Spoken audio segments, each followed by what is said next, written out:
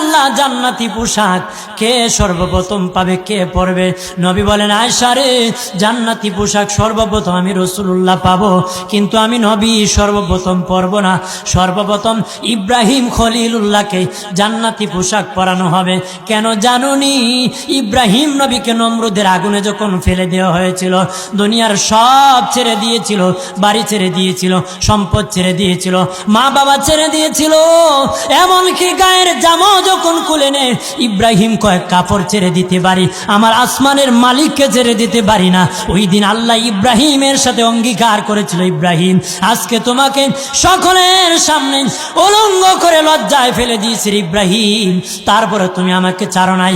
আমি কিয়ামতের দিন সকলের সামনে মুসলমান, বেঈমান, কাফের, নাস্তিক যারা তোমাকে উলঙ্গ করেছিল তাদের সামনে আমি আল্লাহ আনুষ্ঠানিকভাবে তোমাকে কাপড় পরায়া দিব।